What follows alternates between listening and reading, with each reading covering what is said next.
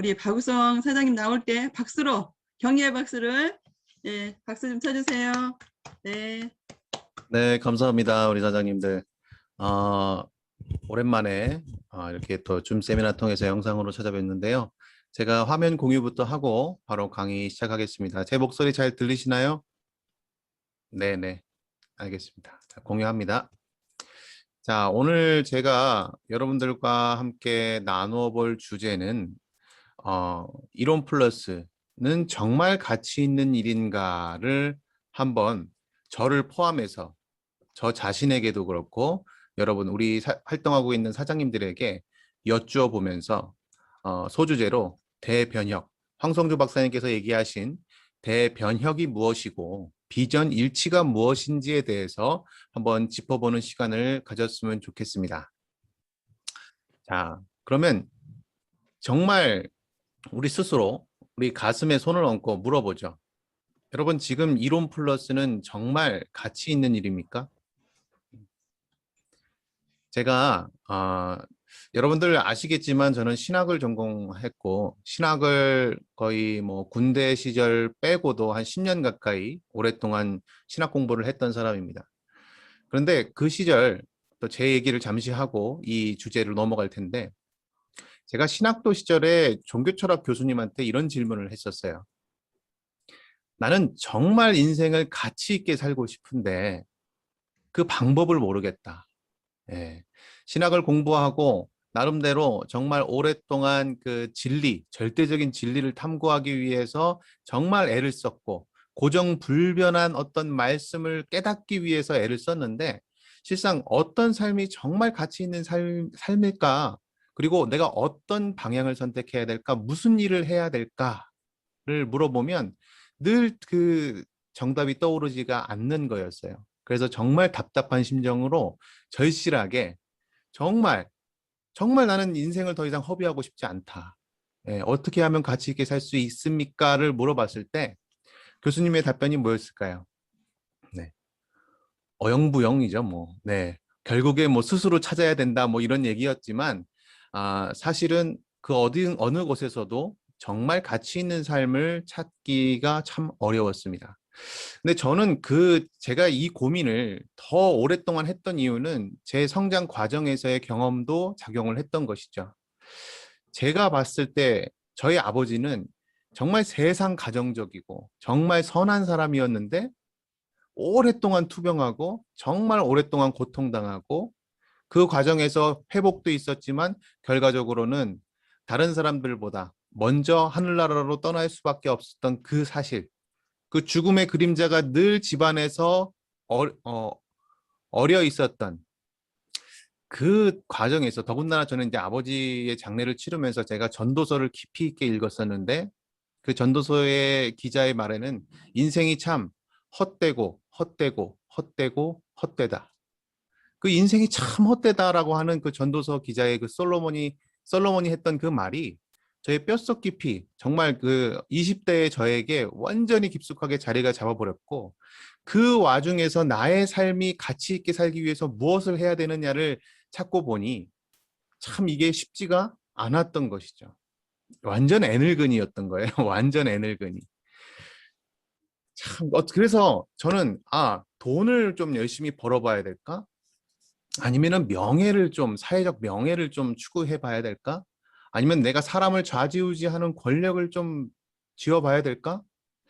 사실 덮어놓고 돈을 쫓을 만큼 뻔뻔하지도 못했고, 명예를 위해 이 삶을 집중해서 살아봐야 되겠다라고 하기에는 이 삶이 너무 헛되다는 것을 너무 일찍 깨달았던 거죠. 아버지의 이른 돌아가심을 경험하면서.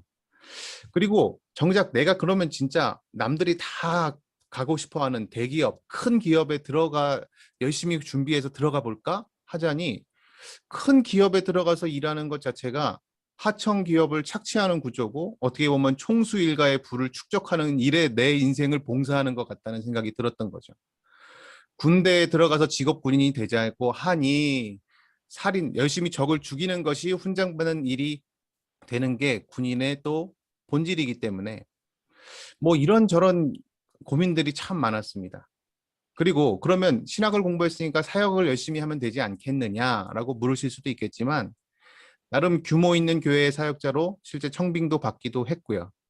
근데 실상 교회 내부에서 우리 사역자들 또 전도사들이 보는 눈에서의 교회 내부의 또 안 좋은 모습들은 이 결국 저 사역자들의 열심히 봉사하고 섬기는 것이 담임 목사님의 영향력을 견고히 하고 또 때로는 세습의 기반을 마련하기 위한 머슴 역할일 뿐이다라는 생각도 들게 되더라고요. 그래서 제가 정말 그 당시 전도사 사역을 하면서 저는 막 공사 현장 일도 했었는데 이 공사 현장 일이 오히려 체질에 맞았어요. 그냥 정직하게 땀 흘리고 그 막 조선족 아저씨들하고 어울리면서 막 열심히 일하고 이게 진짜 정직한 일이구나 싶어서 그 학업을 하면서 그 일을 같이 병행하기도 했습니다. 당시에 반장님한테 인정도 받아서 계속 같이 일하자. 전국을 다니면서 나랑 일하자. 뭐 이런 제안도 받았었고요. 그런데 사실 현장에서 일하시는 분들 대부분이 뭐 술, 담배, 뭐 여자, 뭐 도박 이런 것들을 가까이 하는 분들이기 때문에 제가 계속해서 서 있을 수 있는 곳도 못 됐죠. 그 당시 황성주 박사님이 물론 박사님이시지만 제가 그 황성주 목사님이 담임 목회하시는 교회에 또 출석하기도 했었기 때문에 목사님으로서 저한테 물으시기를 너는 왜 그렇게 학교에 오래 있냐? 어? 언제까지 이렇게 방황을 할 거냐? 이런 얘기를 저한테 하시고는 했었습니다.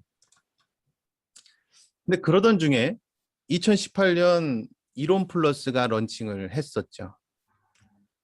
여러분도 아시다시피 저희 어머니께서는 일찍이 뭐 이 생식 대리점 사업을 하셨고 그때 당시에 거의 뭐 21년째 생식 사업 그리고 생식 대리점을 운영해 왔지만 저는 그동안에 단 한 번도 생식 한 박스를 팔아본 적이 없었습니다.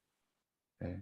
왜냐하면 이 뭐 세일즈 그리고 뭐 물건을 소개하는 거 마케팅 자체는 제가 하는 이 사역과 가장 동떨어진 일이라고 생각을 했었기 때문이에요.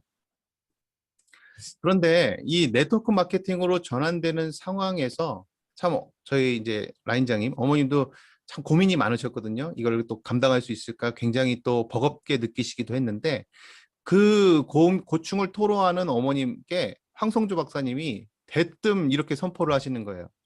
아들이 도와주면 된다. 아들과 함께 하면 된다. 그래서 저는 이제 아니 저분은 어떻게 내 의향도 안 물어보고 저렇게 일방적으로 선포를 하시는가. 그런데 그 말이 현실이 되었습니다. 그래서 엄밀히 말하면 저는 황 박사님이 리크루팅을 한 거죠. 예. 그리고 이론 플러스 런칭식에서 저는 비즈니스를 통한 사역을 꿈꿨고 12명이 넘는 전도사들과 함께 자비량 사역의 새로운 모델을 만들자며 꿈을 공유했습니다. 그 누구보다 절실하게 비전을 붙들고 선포했고 교육했고 강의했습니다. 그렇게 3년이라는 시간이 벌써 흘렀네요. 그러면 지금 이 시점에서 저 자신을 포함해서 여러분들께 묻고 싶습니다. 지금 이 시점에도 당신은 이론 플러스가 설레이십니까?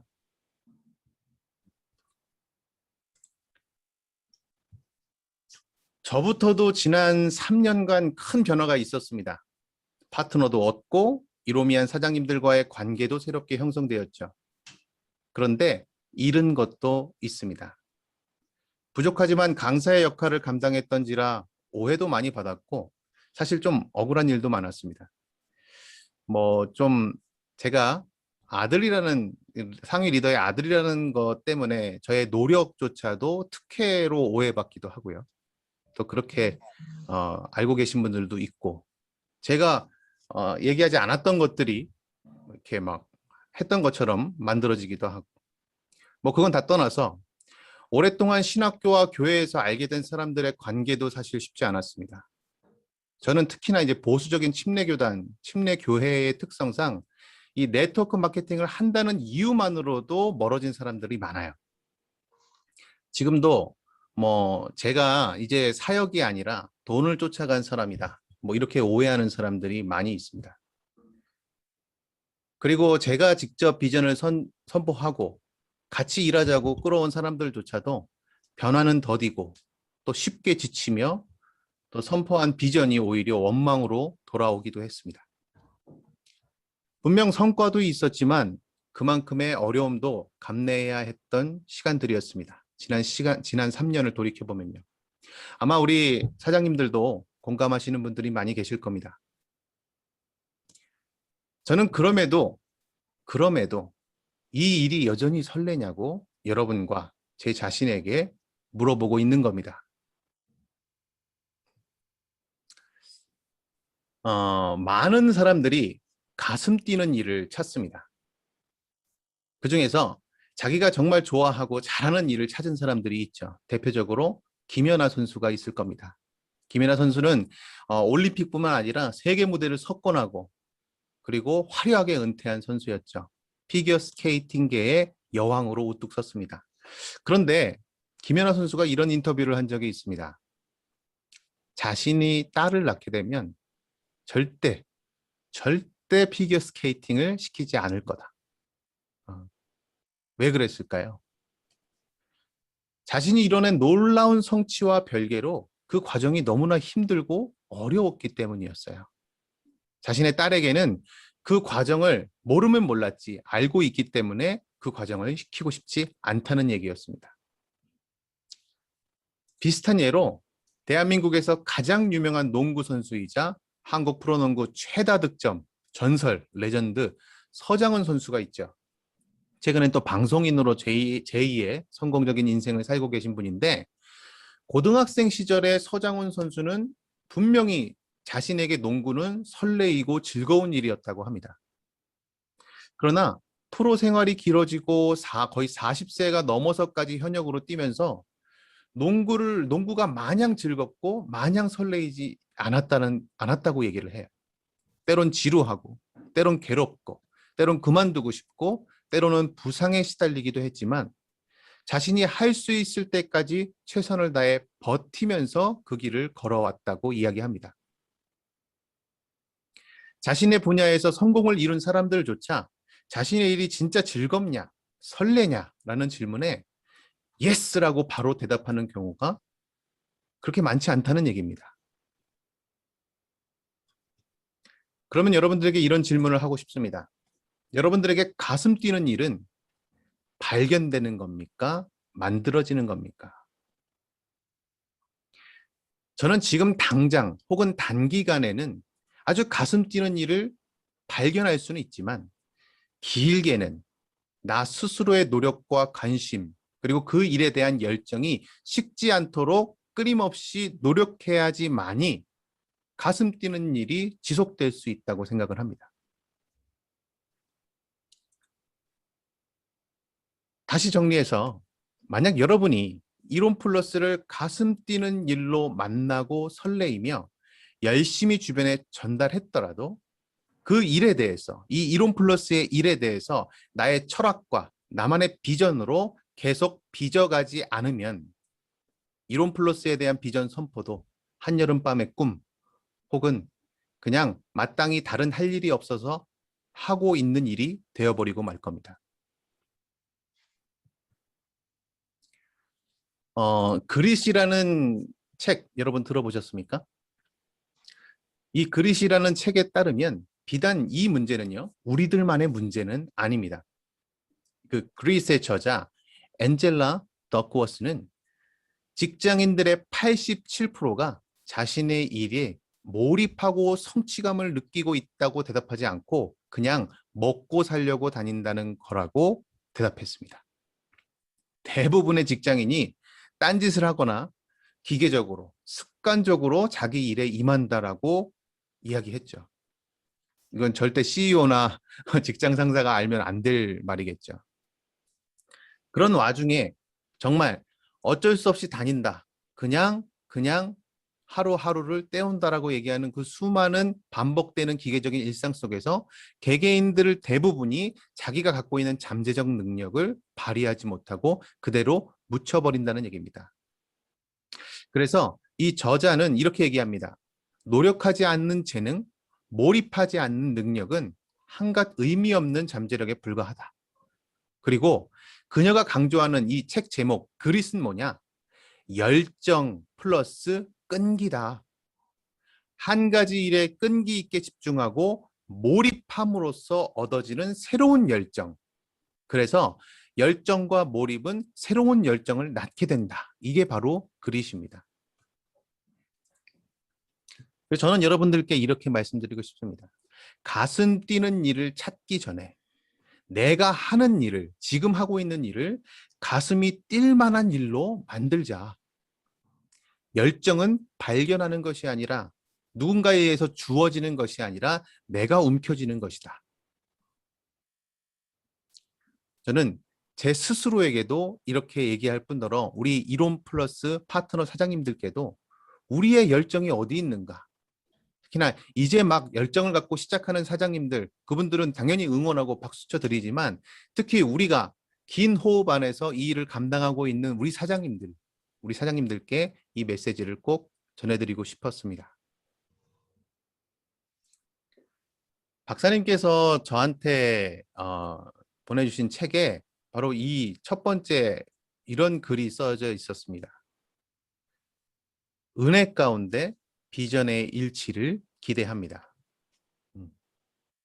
저는 이 이론 플러스에 대한 우리의 열정, 그 열정이 지속 가능하고 우리의 철학이자 우리의 비전, 그것으로 비전의 일치가 이루어지기 위해서는 그 무엇보다도 황성주 박사님이 어떤 방향성을 갖고 어떤 생각을 갖고 이론 플러스를 시작했고 그 이론 플러스를 이끌어 가고 계신지에 대한 그 철학에 대한 이해와 일치가 반드시 동반돼야 된다고 생각을 합니다. 은혜 가운데의 비전의 일치. 저는 이 문구가 핵심으로 저한테 다가왔습니다. 그리고 사실 지치지 않는 열정의 표본, 저는 개인적으로 황성주 박사님이라고, 제가 황성주 박사님을 이론 플러스 회장이라서 얘기하는 게 아니라 그 누구보다 지치지 않는 열정의 표본. 네. 젊은 사람들 열정 있을 수 있습니다. 제 또래 열정 있는 사람들 만나게 되죠. 그러나 저는 박사님을 알게 된 지 거의 뭐 17년 정도가 됐는데 예나 지금이나 한결같은 분입니다. 이분은요. 늘 꿈을 꾸고 그 꿈을 향해 달려가는 늙지 않는 청년, 그리고 시대를 먼저 읽고 달려나가는 선구자의 모습을 한결같이 보여주신 분입니다. 그리고 이미 박사과정 하시던 30대에 머리가 하얗게 새셨다고 하잖아요. 그러나 머리는 하얗게 새셨지만 마음은 늘 열정으로 충만한 사람. 저는 그 사람이 바로 황성주 박사님이라고 생각합니다. 그럼 황 박사님은 늘 뭐 아무 문제도 없이 잘 자랐냐? 그렇지 않죠. 박사님 스스로도 늘 고백하거니와 황성주 박사님은 성장 과정에서 엄청난 트라우마로 시달렸습니다. 그 트라우마로 인해서 평생을 무력감과 결핍, 고통의 심연 속에서 있었음을 고백하시기도 했죠.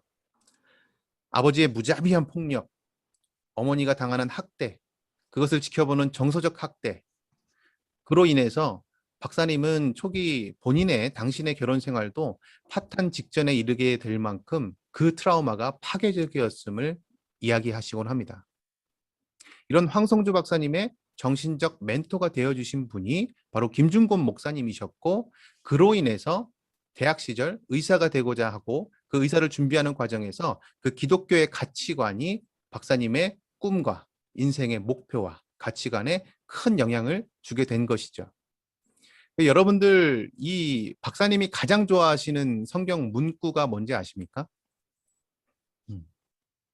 바로 빌립보서 1장 20절에서 21절입니다. 제가 한번 읽어보겠습니다.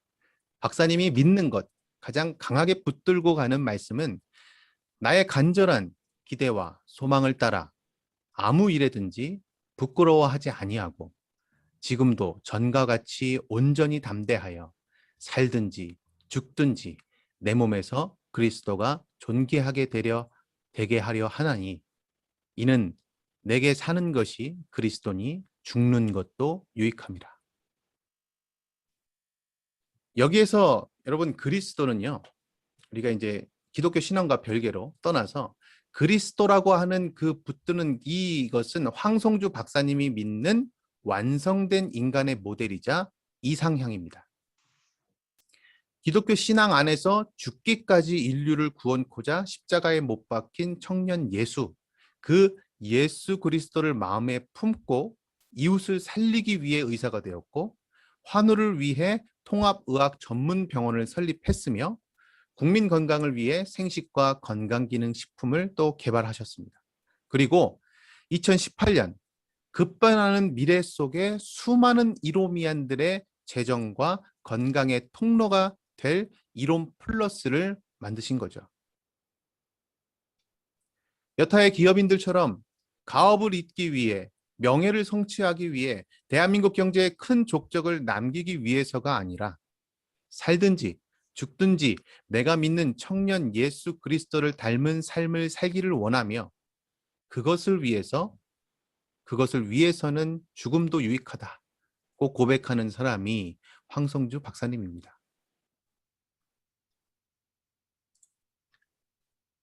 예방의학자로서의 길을 한번 볼까요? 이분은 대통령 전용병원 예방의학 과장을 지낸 대한민국의 가장 권위 있는 예방의학자이십니다.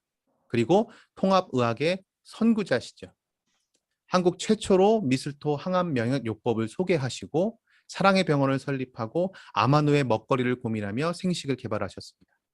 만인을 위한 건강 솔루션을 개발하시고 이웃사랑 과학을 더 많은 사람들에게 전하기 위해 노력하시고 계시죠. 이것은 예방의학자이자 의료인으로서의 길입니다. 사랑의 혁명의 운동가의 길은 어땠나요? 이 박사님은 늘 얘기하시기를 이웃을 돕기 위해 의사가 되셨습니다. 교수 시절에 국제사랑의 봉사단을 설립하셨고, 이 국제사랑의 봉사단이라고 하는 사랑의 혁명의 봉사의 최전선에서 섰던 그 활동을 뭘로 이어가겠다고 얘기하셨냐면 이론 플러스로 이어가겠다고 얘기하셨어요. 봉사단에서 시작했던 그 사랑혁명의 길을 뭘로 이어간다고요? 이론 플러스로 이어간다고. 착한 기업에서 착한 경제로. 이론 플러스는 그래서 문화운동이라는 얘기입니다. 문화운동. 단순히 우리가 네트워크 마케팅입니다. 이것으로 돈을 벌 수 있습니다. 이 차원이 아니라 애초에 꾸었던 그 꿈, 세계를 변화시키고 수많은 사람들에게 희망을 전달하겠다고 하는 그 활동의 연장선상에서 이론 플러스를 이해해야지만이 여러분의 비전이 황성주 박사님의 그 비전과 일치될 수가 있는 겁니다. 그래서 서번트 리더십입니다. 그래서 전인 건강의 꿈을 확산시키는 공동체로서의 멤버십 마케팅인 것이죠. 우리가 이미 알고 있는 얘기입니다. 그러나 시간이 지날수록 우리 스스로의 입장에서 이것이 희석되고 때론 그냥 당연하게 느껴지고 뻔한 이야기라고 느껴지고 있었을지도 모릅니다. 그러나 박사님은 지금 이 순간에도 늘 한결같이 지치지 않고 그 비전을 선포하고 계신 것이고, 우리가 그 비전에 일치하지 못하고 단순히 성장 위주의 활동을 한다면 애초에 이론 플러스와 어울리지 않는 옷을 입게 되는 것밖에 되지 않습니다.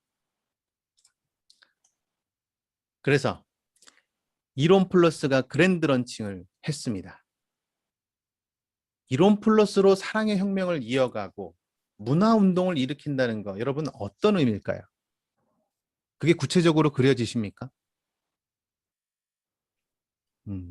저는 최근에 박사님이 코로나 팬데믹 현상을 보시면서 앞으로 바뀌게 될 시대의 큰 변화 10가지를 짚으신 적이 있습니다. 그 10가지 시대적 큰 광범위하고 어마어마한 변화 속에 이론 플러스가 어떤 방향으로 우리 이로미안들이 어떤 식으로 문화운동과 사랑의 혁명을 이어나가게 돼야 될지 구체적인 방법이 거기에 적시되어 있다고 저는 생각을 합니다. 그리고 오늘 그 비전의 일치를 위해서 박사님이 제시한 10가지 광범위한 변화에 제가 주석과 해석을 달아서 여러분들께 공유하겠습니다. 자, 여러분들, 지금부터 중요한 겁니다. 저도 저번 주에 백신 맞았습니다. 얀센 백신을 맞았는데 지금 최근에 어떤 문제가 또 발생하고 있죠? 사람들이 백신을 맞기를 두려워해서 문제가 아니라 백신을 이미 많이 맞고 백신 접종률이 높은 국가에서 또 뭐가 일어났습니까? 네, 델타 변이가 일어났습니다. 또 다른 변이 바이러스로 인해서 영국 같은 경우에는 먼저 사실 코로나로 인해서 피해를 많이 봤습니다. 사람들도 많이 돌아가시고. 그래서 백신을 굉장히 서둘러서 접종을 했죠. 지금 이미 60%가 넘는 국민이 백신 접종을 마쳤습니다. 2차까지요. 그런데 지금 어떤 일이 일어나고 있죠? 영국이 봉쇄를 이제 해제하고 정상적인 국가 생활로 돌아가기 위해서 봉쇄 해제를 준비하는 과정에서 갑자기 또다시 재확산이 일어났습니다. 우리가 코로나 종식에 대한 희망을 갖는 것과 별개로 지금 코로나 이후로 변화된 우리의 일상이 다시금 원래 상태로 돌아가는 것은 정말 쉽지 않겠다. 어쩌면 다시는 돌아갈 수 있지 못할 수도 있다. 그 변화에 대한 이야기입니다. 그리고 그 변화되는 미래 사회 속에서 이론 플러스가 해야 될 역할이 있고 우리 이로미안들이 감당해야 될 비전이 있습니다. 이걸 보여드리면서 얘기했어야 되는데. 네. 지금 영국에서 인도 변이로 인해서 재확산세가 급격하게 높아지고 있습니다. 자, 그리고 황성주 박사님의 결단과 대비가 바로 이 지점에서 있었던 것입니다. 코로나 팬데믹이 오기 2년 전인 2018년 준비를 시작한 이론 플러스가 앞으로 다가올 크고 광범위한 변화를 짚어보고 우리가 이것을 알므로 인해서 더 걱정하고 더 우려하자는 얘기가 아니라 뭐냐? 담대하게 준비하고 대비하는 지혜를 우리가 구해보자. 그리고 그 과정에서 우리의 비전이 어디를 향해야 되는지를 점검해보자는 얘기입니다. 자, 첫 번째 광범위한 변화. 여러분들 이미 한번 기사로나 그리고 캔서 프리를 통해서 보셨을 겁니다. 그런데 그 이면에 담겨 있는 우리의 역할에 대해서는 미처 놓치고 계실지도 몰라요. 그래서 제가 오늘 이것을 준비한 겁니다. 자, 첫 번째, 질병 감시 체제의 강화입니다. 질병 감시 체제의 강화. 이게 무슨 말일까요? 여러분 유발 하라리라는 교수 들어보셨습니까? 유태인 출신의 인류 문명학자, 인류학자인데 이분이 쓴 책에서 이미 몇 년 전에 이 국가 감시 체제에 강화된 시스템이 빅브라더라는 이름으로 우리에게 다가올 거라는 예견을 한 적이 있습니다. 이게 무슨 얘기냐면 빅브라더 하면 뭐예요? 큰 형이잖아요. 이제 우리 국가 시스템 자체가 우리 개인의 삶과 자유를 감시하고 훨씬 더 개입하게 된다는 얘기입니다. 근데 뭘 위해서? 예전처럼 독재 국가라서 그렇게 하는 게 아니라 뭘 위해서? 질병 감시라고 하는 대의 명분을 통해서 그 명분을 통해서 개인을 훨씬 더 감시한다는 얘기입니다. 여러분 혹시 지금 듣고 계신 분들 중에서 자가격리를 해보신 적이 있으십니까? 네, 코로나로 인해서 자가격리를 경험해 보신 분 없으신가요? 지난주에 제가 아는 저랑 같이 일하는 그 제 파트너가 박사과정 수업에 갔다가 거기에 확진자가 나오는 바람에 자가격리를 일주일 동안 들어갔습니다. 일주일 동안 집안에서 나오지도 말고 그리고 쓰레기도 배출하면 안 된다고 하는 거예요. 맞아요. 쓰레기 배출도 하지 마라. 네. 그래서 집안에만 가만히 있었다고 합니다. 근데 참 안타까운 애를 둘을 보면서 정말 힘들었겠죠. 애 둘을 보면서 나가지도 못하고 집안에만 있었는데 집안에 가만히 있는데 전화가 오더랍니다. 그 전화를 받았더니 질병감시청인 거예요. 공무원이 전화를 했는데 왜 이렇게 움직임이 없죠? 그리고 전화를 한 거예요. 이게 무슨 말이냐? 너무 방에 가만히만 있으니까 혹시 핸드폰을 두고 나갔을까 봐 확인 전화를 한 겁니다. 네. 이게 우리가 코로나 시기에 이 코로나를 확산하지 않기 위해서 충분히 뭐 감수할 수 있다, 뭐 그럴 수 있지, 이해는 됩니다만 한편으로 생각하면 얼마나 소름 끼치는 일입니까? 내가 방에만 있는지, 거실을 다니는지 GPS로 일일이 파악해서 감시당하는 체계. 그 체제 속에 우리가 이것이 그르다 옳다 같이 판단하자는 얘기가 아니라 이 방향으로 모든 세계가 흘러가고 있다는 게 문제입니다. 그 변화를 우리가 겪게 되리라는 것이죠. 그리고 이런 사회적 분위기 속에서 뭐가 일어납니까? 개인은 훨씬 더 고립되는 거죠. 관계가 끊어지게 되는 것이고 정서적 건강과 사회적 건강이 치명타를 입게 되는 겁니다. 참 안타까운 것은 제가 사는 세종시에도 어느 단지라고 얘기할 수는 없지만 다행히 제가 사는 단지는 아닌데 근처 단지에서 극단적인 선택을 지난주에 하고 나서 며칠 전에 또 아침에 막 사이렌이 막 울리는 거예요. 소방차들이 막 달려가더라고요. 그래서 불이 났나 했더니 또 근처 단지에서 누군가 극단적인 선택을 또 한 거죠. 제가 세종시 홈페이지 가보니까 갑자기 이제 그 포스터가 올라오는데 자살 방지 예방 뭐 이러면서 그 세미나를 유튜브로 하겠다 뭐 이런 얘기를 나오는데 지금 이 시대적 변화 속에서 개개인들이 얼마만큼 힘든지 그 와중에서 이 개개인들이 갖고 있는 정서적 건강이 얼마나 악화되고 있는지를 우리가 알아야 됩니다. 이 시대적 변화를 알아야지만이 우리가 그분들에게 우리 주변의 이웃들에게 어쩌면 고립돼서 신음하고 말하지 못하고 있는 사람들에게 다가가서 그들을 케어해 줄 수 있는 것이죠. 두 번째는 ID 2020 사업입니다. 이것도 박사님께서 짚으신 부분인데 ID 2020이라는 건 뭐냐? 2030년까지 인체 삽입하는 아이디를 만들겠다는 거예요. 인체 삽입 신분증인 것이죠. 우리가 지금 핸드폰을 이용하면서 어떻게 본인 인증을 하죠? 본인을 어떻게 확인하나요? 지문을 하거나 얼굴 인식을 합니다.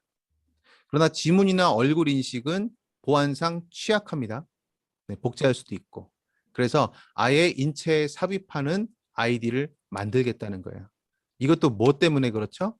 개인의 감시 체계를 더욱더 견고히 하기 위해서도 있는 겁니다. 물론 이 인터넷 간의 온라인 거래, 뭐 은행 거래 이런 것들이 더 안정적으로 보안이 강화될 수 있도록 만드는 측면도 있지만 근데 이걸 누가 추진하냐? 유엔에서 추진합니다. 그리고 또 누가 주도하냐? 빌 게이츠가 주도하고 있습니다. 이것도 앞으로 우리에게 다가올 가까운 변화의 미래입니다. 자, 세 번째는 금융화폐 구조의 변화입니다. 우리는 시장 경제에 살고 있죠. 그리고 화폐 경제에 살고 있습니다. 우리의 경제 구조에서 금융화폐 구조 자체가 변화된다는 것은 엄청난 이슈가 될 겁니다. 미국에서 우리가 글로벌 경제 위기, 서브프라임 모기지 이후로 7,500조 달러를 찍어냈습니다. 돈을 막 찍어내서 뿌려버린 거죠. 그런데 이렇게 찍어낸 돈은 전 세계적인 인플레이션을 불러올 위험성이 높아질 수밖에 없습니다. 그래서 이제 우리 사실은 최근에 우리가 어떤 광풍이 불었죠? 코인 광풍이 불었잖아요. 암호화폐 광풍이 불었잖아요. 이 이유가 뭐냐? 기존의 화폐를 믿지 못하겠다는 반발 심리로 만들어진 겁니다. 그리고 기존의 그 금융화폐 구조에 대한 변화, 이 변화가 다가올 것이다라고는 위기의식에서 사람들이 아예 암호화폐라고 하는 별도의 가치 저장 수단을 찾고 거기에 사람들이 더 몰입하게 돼버린 것이죠. 중요한 것은요. 이런 자세한 상세한 얘기가 중요한 게 아니라 우리가 정말 알아야 될 필요한 얘기는 우리의 삶을 뒤흔들 만큼 재정적으로나 경제적인 큰 파도가 일어날 수 있다는 것이고 이것은 수많은 평범한 사람들이 재정적 건강이 가계의 어려움이 재정적 건강이 악화될 수 있음을 예고하는 것입니다. 그래서 우리는 이론 플러스 멤버십 마케팅에 대한 이 필요성을 더 강조할 필요가 있습니다. 홍수를 대비한 견고한 방주이며 이 방주는 어떻죠? 노아의 방주들처럼 노아 식구들만 탈 수 있는 방주가 아닙니다. 수많은 사람들이 탑승할 수 있고 더 많은 이들이 탑승하면 탑승할수록 더 안전하고 더 든든해지는 방주가 바로 이론 플러스 멤버십 마케팅입니다. 자, 네 번째는 이 정보기술 강국이자 의료 선진국인 한국의 위상이 더 높아질 것이다. 한국의 역할이 더 커질 것이다라는 것이고 이거는 참고하고 넘어가시고요. 다섯 번째가 바로 비즈니스와 유통업의 혁명적 변화, 디지털화가 가속된다는 것입니다. 자, 이론 플러스 멤버십 마케팅은 바로 이 부분에서 우리가 도전하는 겁니다. 어디에 도전하냐? 기존의 유통 질서를 넘어서서, 기존의 유통 질서는 뭡니까? 기존의 유통 질서는 소비자를 대상으로 오로지 최저가 마케팅, 오로지 착한 가격, 오로지 더 저렴하게만 이야기를 합니다. 그러나 이 멤버십 마케팅은 뭡니까? 최저가 마케팅이 아니라 소비자와 생산자가 함께 이익을 공유하며 공동체로 묶이는 마케팅. 바로 멤버십 마케팅으로 소비의 패러다임을 바꾸는 인식의 전환을 만들어주는 겁니다. 바로 그 선봉에 서 있는 것이 우리 이로미안 사장님들입니다. 무슨 오해를 하든 노아가 방주를 지을 때 얼마나 많은 사람들이 비웃고 오해하고 미치광이 취급하고 성경에 다 나와 있는 얘기입니다. 그런데 무슨 오해를 하든지 간에 홍수가 온다는 그 경고를 바탕으로 우리의 멤버십 마케팅을 우리 소비자들에게 소비 프라임, 소비 패러다임의 전환을 전달해야 되는 것이죠. 그것이 이론 플러스의 비전인 것입니다. 자, 여섯 번째 변화는 교육과 엔터테인먼트의 디지털화입니다. 이제는요, 코로나 이전에도 부분적으로는 디지털화가 이루어졌습니다. 우리 온라인 교육도 하고 뭐 유튜브도 하고 했었죠. 그러나 이제는 코로나 이후로는 오프라인보다도 온라인이 본질이 되는 겁니다. 지금 우리가 진행하고 있는 줌 세미나도 마찬가지입니다. 그렇죠? 이제 가장 중요한 정보와 중요한 교육이 대학원의 세미나실이나 큰 기업의 회의실에서 이루어지는 것이 아니라 어디서 이루어지죠? 바로 여기 줌 세미나에서 이루어지는 겁니다. 그래서 여러분이 이 중요한 교육에 참가하시고 지금 참가 너무 잘하고 계신 거죠. 또 동시에 다른 사람을 초대하는 일이 그래서 중요한 겁니다. 자, 그리고 일곱 번째는 종교 본질의 회복입니다. 여기 종교 본질이 뭐가 중요하냐? 네. 박사님은 상업화되고 대형화되는 교회를 열심히 추종하는 것이 종교의 본질이 아니라 이제는 삶 자체의 변화가 곧 예배다라고 얘기를 하셔요. 여러분이 모여서 팀 미팅을 하고 사람들을 상담해주고 정서적 건강, 신체적 건강을 잃어버려서 고통받고 있는 이웃들을 만나고 소통하고 교제하고 그들을 회복시켜서 고립된 상태에서 끄집어내는 것, 이 모든 것이 예배라는 겁니다. 이 모든 것이 사람을 살리는 일이고 그것이 사역이며 그것이 종교의 본질이라고 얘기를 하는 겁니다. 단순히 일주일에 한 번 예배에 참석해서 좋은 말씀 듣고 친한 사람들 만나서 밥 먹고 즐겁게 웃고 떠들고 오는 것이 예배가 아니라는 겁니다. 바로 이 종교의 본질을 회복하는 것이 필요하다. 그것이 세상을 사랑의 혁명으로 이끄는 길이라라고 박사님은 얘기하고 계십니다. 자, 그리고 또 중요한 거. 여덟 번째, 보건의료 체계의 변화입니다. 보건의료 체계의 변화, 이것도 굉장히 중요한 포인트인데요. 이제 질이 낮은 공공의료는 쇠퇴하고 공공의료라는 건 뭐죠? 누구나 쉽게 접할 수 있는 의료 서비스. 이거는 앞으로 점점 더 쇠퇴할 거란 얘기입니다. 이제는 의료 혜택의 양극화가 가속될 거라는 얘기입니다. 이게 무슨 말입니까? 돈이 많은 사람은 더더욱 건강해지고 젊어지고 활력 있게 살지만 돈이 없는 사람은 건강도 가난해진다는 얘기입니다.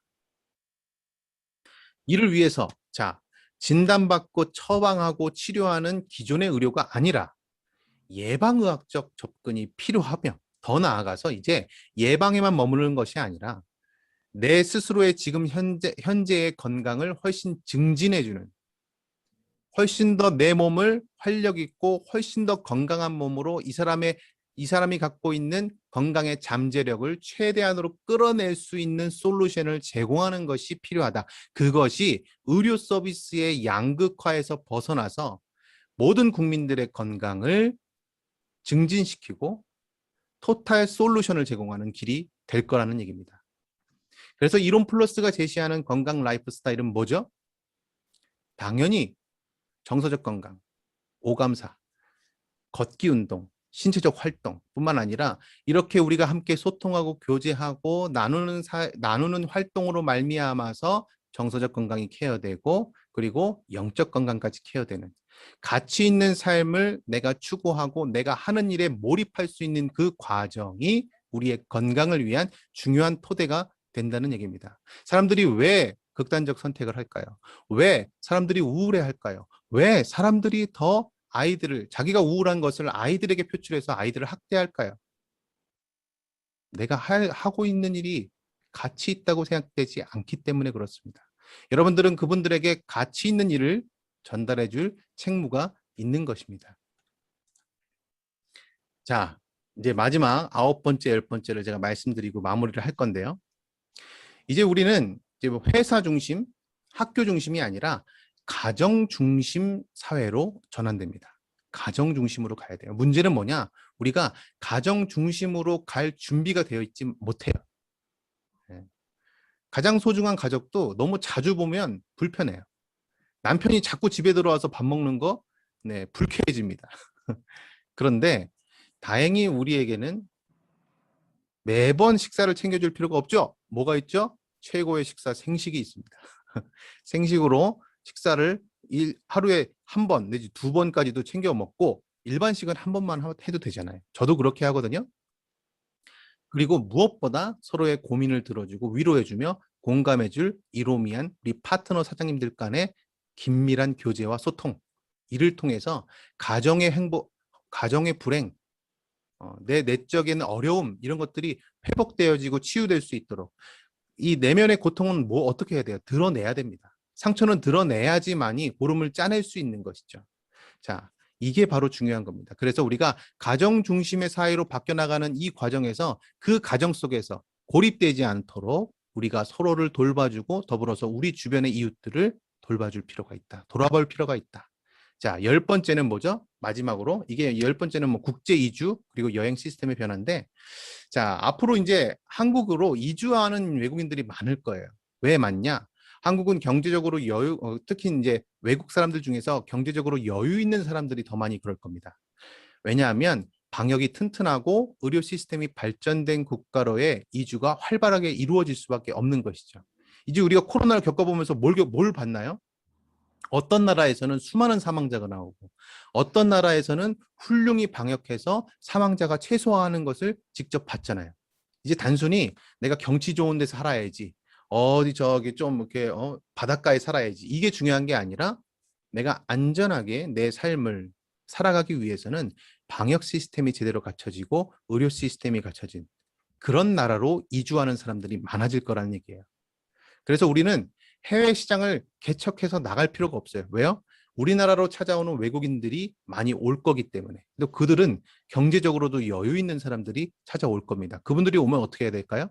우리 한국의 이론 플러스가 갖고 있는 선진 건강 문화를 그들에게 전달해 줄 수 있는 것이죠.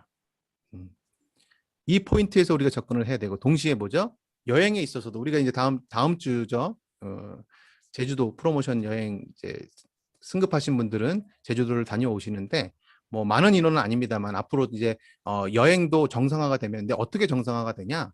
같이 안전하게 방역상의 안전이 확보된 나라들끼리 트래블 버블이라 그래서 거품 안에서 움직인다는 거예요. 버블이 거품이잖아요.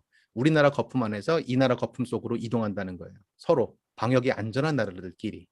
자, 이렇게 관광이 또 정상화되면 우리 이로미안 사장님들, 파트너 사장님들과 또 아름답고 또 즐거운 추억을 만들 수 있는 여행까지도 우리가 함께 갈 수 있는 날이 올 거라고 저는 생각을 합니다. 자, 그러면 다시 한번 여쭤보겠습니다. 여러분, 이론 플러스가 정말 가치 있는 일입니까?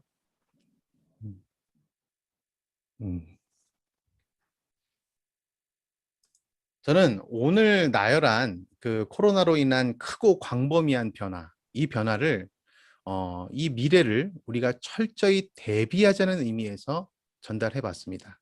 다시 말하지만 염려하지 말고 걱정하지 말고 우리 함께 준비합시다. 위축되지 말고 이로미안으로서 도전적인 삶을 함께 살아가기를 희망합니다. 황성주 박사님의 꿈과 또 비전을 공유받은 저를 비롯한 수많은 이로미안들이 여러분과 함께, 우리 모두 함께 여러분들의 성공과 건강을 위해서 달려나갈 겁니다. 저는 여러분들의 삶을 진심으로 축복하고 앞으로도 응원하면서 함께 돕겠습니다. 오늘 강의는 여기서 마치겠습니다. 감사합니다.